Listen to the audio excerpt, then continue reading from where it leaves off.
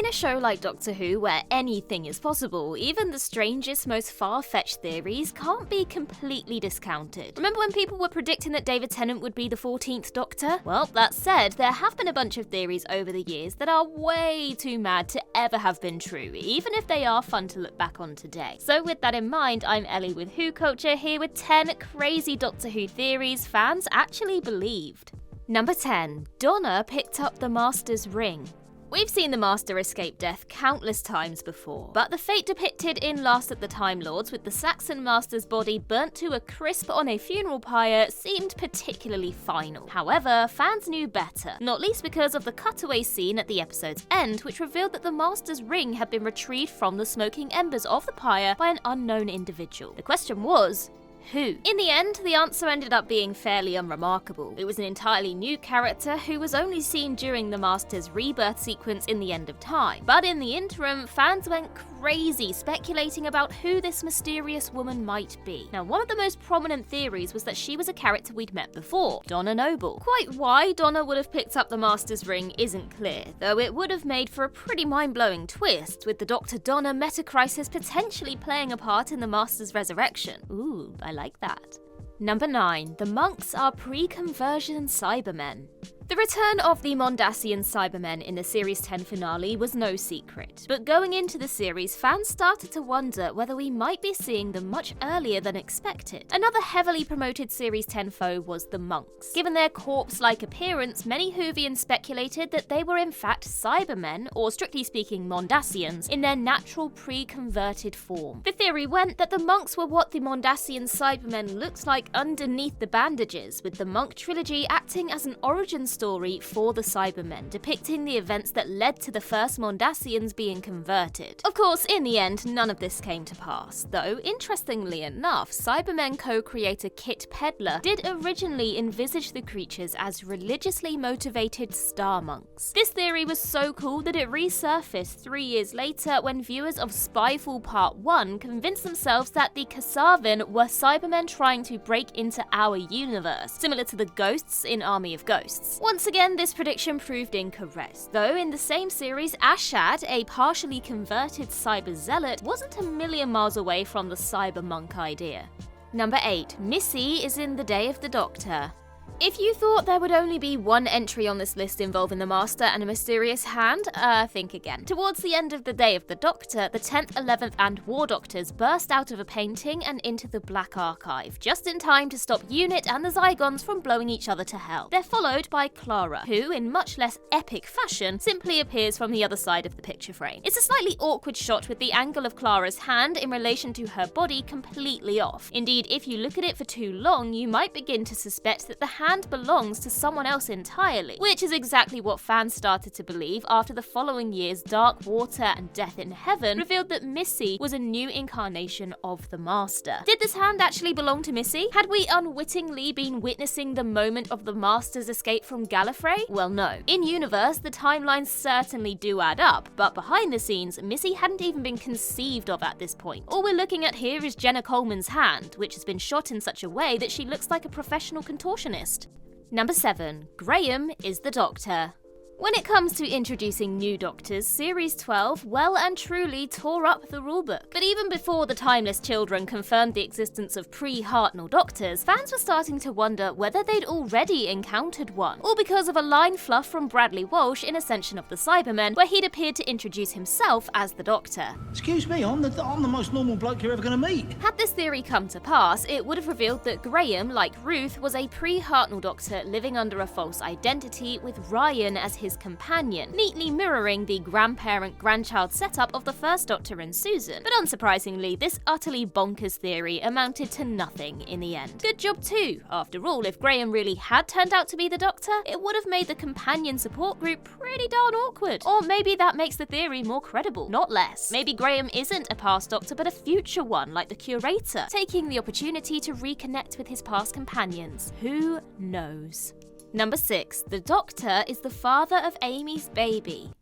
Ooh, yikes. Fan speculation during Series 6 was absolutely wild, and with good reason. Under Stephen Moffat's watch, Doctor Who was more intricate and arc-driven than ever before, with lots of questions remaining after the explosive series opener. Questions like, how was the Doctor going to escape his apparent death? Is Amy really pregnant? If so, who's the father? And most importantly, who is Jim the Fish? In retrospect, it seems strange that the identity of Melody Pond's father was ever really up for debate. But when the series was airing in 2011, there was a very real belief that the baby wasn't Rory's. After all, he wasn't the only bloke in the TARDIS at the time Melody was conceived. I'm just gonna put it out there. I don't like this theory. I mean, looking back, there's absolutely no way Doctor Who was going to incorporate an adulterous relationship between two of its leads. But you can hardly blame fans for thinking something was up. A love triangle between Amy, the Doctor and Rory had been insinuated since the get-go, and Moffat had played on this in Series 6 with ambiguous hints to Amy's true lover. Thankfully, the eventual reveal of Melody's parentage and that River was the Doctor's wife, so if that storyline was going to continue, this could have got very, very weird. But it put any notion of a romance between the Doctor and Amy to bed, allowing fans across the world to breathe a collective sigh of relief. Shippers notwithstanding, obviously. Number 5. The Midnight Entity is a TARDIS. The Midnight Entity is one of Doctor Who's most memorable one-off monsters, despite the fact that its true name and true nature were never actually revealed. But according to one theory, the entity wasn't a new foe at all. On the contrary, it was something much closer to home, a disembodied TARDIS. This hypothesis leans heavily on the 2011 story, The Doctor's Wife, which established that the essence of a TARDIS can be separated from its physical form. In this case, the matrix of the Doctor's TARDIS finds a temporary new home in the body of the humanoid Idris. So, could we have witnessed a similar thing with Sky Silvestri in Midnight? It would certainly explain why the entity was so keen to possess a Time Lord. And that's not the only supporting argument either. Maybe the creature's copycat antics were the result of a TARDIS translation circuit trying to assert itself in a new body, in which case perhaps its omniscient time-traveling abilities are what enabled it to anticipate speech. It's a nice idea, but let's face it, the parallels are completely coincidental, not least because The Doctor's Wife and Midnight were written 3 years apart by two totally different writers. Moreover, the whole point of the Midnight Entity is that we never know what it really is. It's fun to speculate, but some things, like the Doctor's name, are best left a mystery. Number 4. The 13th Doctor will regenerate singing Coldplay. The summer of 2022 was an dry time for Doctor Who fans. The excitement surrounding the return of Tegan and Ace had died down somewhat, and the spate of casting announcements of RTD2 had subsided. What we did have was anticipation for the 13th Doctor's final story. We knew who would be appearing in it, and that it would air sometime in October as part of the BBC's centenary celebrations. But we didn't have a clue what it would be called. As ever, the internet stepped in to make its own predictions, with one particularly stupid contender emerging. Dry. That's right, just dry. Not even Revenge of the Dry or The Doctor and the Dry, which would have been equally stupid, we might add. This was not meant as a description of how the Doctor likes their wine, but a reference to the Coldplay song Yellow, specifically the lyric, "For you I'd bleed myself dry." According to this theory, Jodie Whittaker was set to sing this song as she regenerated, with the U presumably aimed at Yaz. This amusing nonsense stemmed from the fact that Whittaker is a self-confessed Coldplay fan and had previously recorded a cover version of Yellow as part of a 2019 Children in Need album. She'd even appeared alongside the band on The Graham Norton Show in 2021, mere days after filming her regeneration scene. So whatever you might think of "Tag Your Writ" as her final line, I think we can all be grateful that she didn't end her tenure with Coldplay. Number 3. Rory is the Master. The Master's had many brilliant disguises across New Who, from Professor Yana to Mr. Razor to Missy, O, and Rory. While that last one has never actually been confirmed, fans for a time believed that the 11th Doctor's right-hand man would turn out to be the latest incarnation of his greatest enemy. The theory goes that Rory, like Professor Yana, was completely unaware of his true identity, with various Freudian slips hinting at the truth. There's his nonchalance to the TARDIS being bigger on the inside in The Vampires of Venice, his admittedly quite remarkable knack for escaping death, and the banging in his head he experiences following Mel's regeneration in Let's Kill Hitler. The sound of a drum beat, perhaps? There's also his hospital badge glimpsed during the Doctor's detective vision in the 11th hour, which states that it was issued in 1990. Slightly problematic considering Rory would have been an infant at that stage. These details led many fans to believe that Rory was secretly the Master, but to paraphrase the 8th Doctor, this was merely a textbook example of people seeing patterns in things that weren't there. Although, now we mention it, the Master was absent from the 11th Doctor's era. Just saying. Number 2. SKARO is future Earth.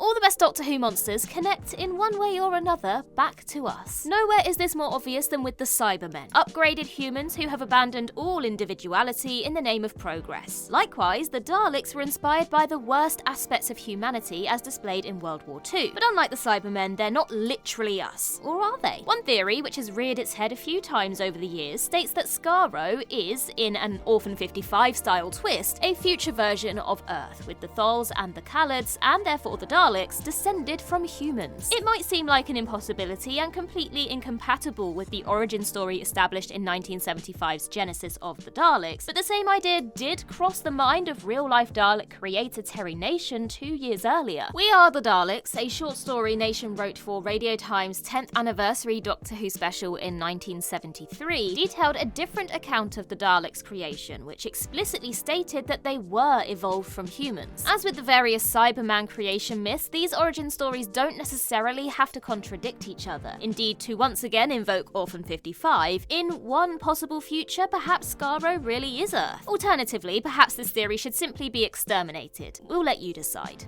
Number 1. The next Doctor will actually appear in Journey's End. The first week of July 2008 was a mad old time to be a Doctor Who fan. The previous Saturday night had seen David Tennant's 10th Doctor begin to regenerate following a Dalek blast in one of the show's most shocking cliffhangers. It's impossible to get across just how big a deal this was. You really had to be there. At the time, Tennant's future on the show was unclear, and though it seemed unlikely that this was the 10th Doctor's actual regeneration, nothing was off the table. So there was a strong belief in certain circles that the next Doctor was about to make their debut. Speculation was rife as to who it could be. One theory posited that the 11th Doctor would be revealed as River Song, oh my god yes please, the mysterious character who had at that point only recently made her debut. Another theory, more in line with the degeneration idea eventually realised in The Power of the Doctor, suggested that Peter Davison was set to reappear, with Journey's End tying into the events of Time Crash. The cliffhanger's eventual resolution was inevitably pretty tame by comparison, but that's no bother. After all, as Agatha Christie says in The Unicorn and the Wasp, the thrill is in the chase, never in the capture.